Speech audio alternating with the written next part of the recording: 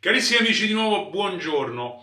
Oggi finalmente esaudisco il desiderio di mia moglie che me lo sta chiedendo da anni, ovvero quello di fare il tronchetto di Natale. Non l'avevo mai fatto, avevo già fatto altre cose con la pasta a biscotto, però questa è la prima volta. Io spero che la ricetta vi piaccia, ce la vediamo insieme e poi come al solito i miei piccoli consigli durante il video. A dopo!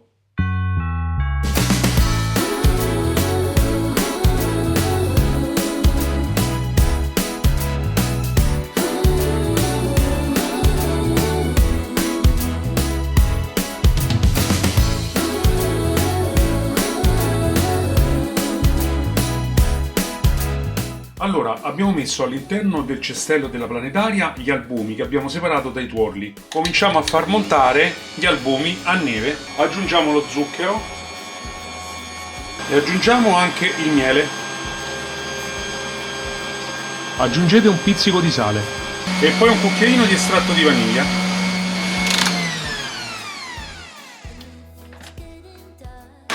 Una volta che sono montati a neve ferma, adesso andiamo ad aggiungere i tuorli dell'uovo, uno per volta.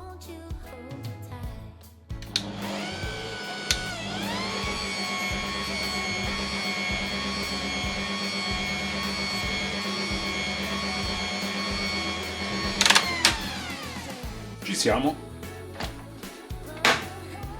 Allora andiamo a incorporare alle uova e allo zucchero la nostra farina setacciandola insieme all'amido di mais e le incorporiamo un poco per volta e ci aiutiamo con una spatola cercando di amalgamare gli ingredienti partendo dal basso verso l'alto.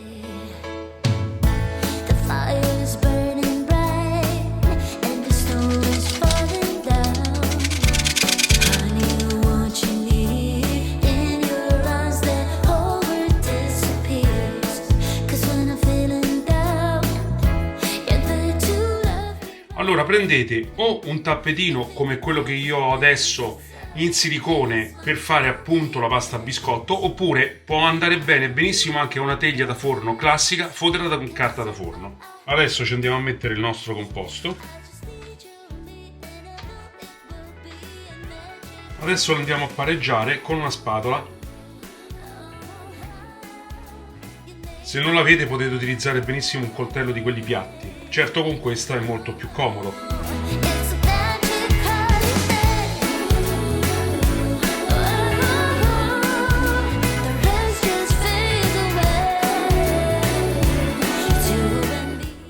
Andiamo a infornare per 7 minuti a 210 gradi. Spargiamo di zucchero a velo la superficie.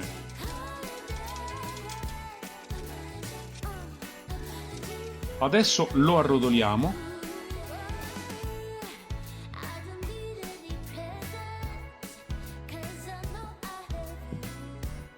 Lo chiudiamo con un canapaccio e lo lasciamo raffreddare.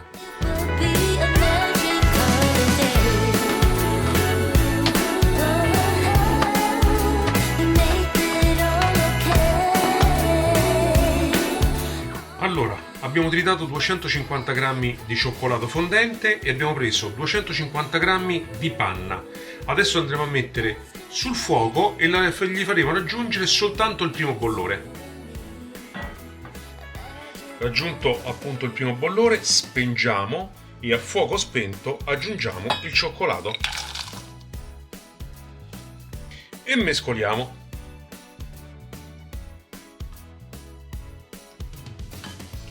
Adesso faremo l'altro passaggio.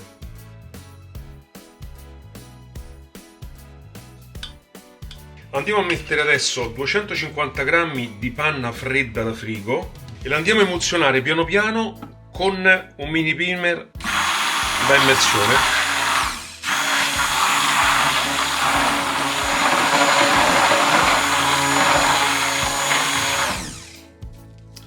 Mettiamo la pellicola a contatto e lasciamo raffreddare in frigorifero per almeno un'ora.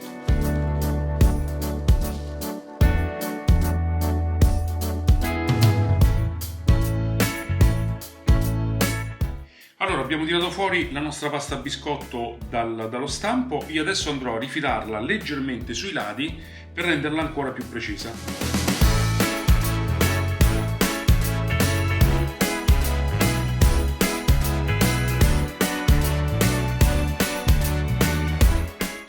messo intanto la pasta biscotto sopra un foglio di carta da forno perché poi mi serve per chiuderla e per stringerla bene. E adesso ho tirato via anche la nostra ganache di cioccolato e la andremo a mettere all'interno. Cercate di non arrivare proprio fino al bordo, lasciate un pochino di spazio, perché poi quando l'andremo a stringere andrà a coprirlo naturalmente.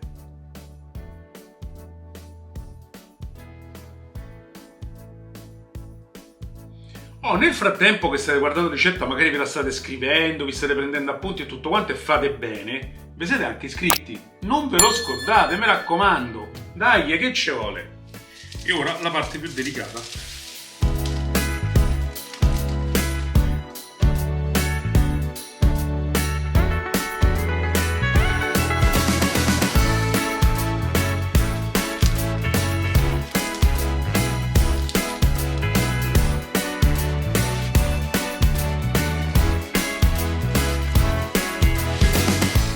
E lo andiamo a fermare con un paio di elastici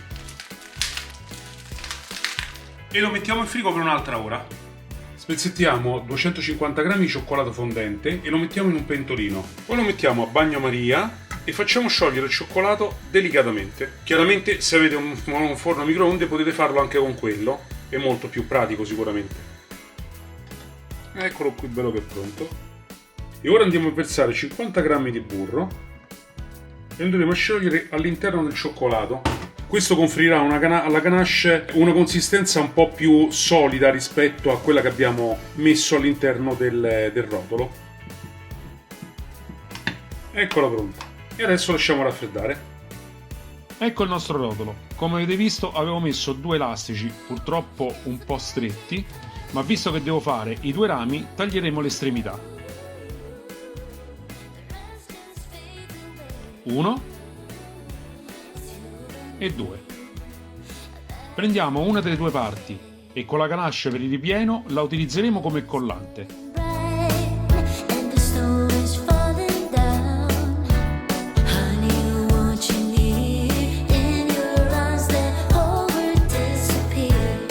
Così. Faremo lo stesso anche con l'altra parte.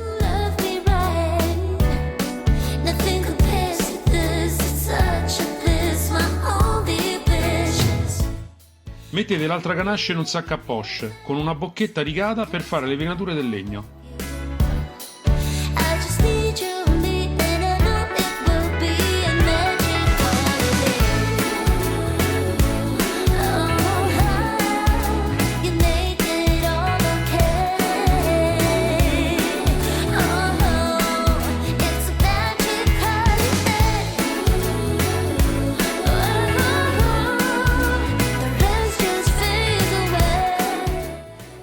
Eccolo qui. Allora, mi sembra che sia venuto abbastanza bene. Non è proprio perfetto perché poi io sono un po' maniaco su ste cose, eccetera. Però devo dire che è venuto veramente carino. Io ho assaggiato un pezzettino perché poi, rifilando chiaramente l'estremità, quella che era venuta meno bene, l'ho tagliata, l'ho assaggiata e devo dire che è veramente buono. Quindi, ricetta molto semplice. L'unica cosa dove io ho trovato veramente difficoltà, ma ripeto la prima volta, è quella di mettere la ganache sopra per fare le righe. Però, come vedete, sono venute abbastanza bene. E allora, io come al solito vi ringrazio per avermi tenuto compagnia fino a questo momento. Ricordatevi di iscrivervi se ancora non l'avete fatto. Che cosa aspettate? Che cosa aspettate? Basta un pulsante lì, cliccate ed è tutto fatto. E allora vi aspetto alla prossima ricetta e ci vediamo. Buona giornata a tutti!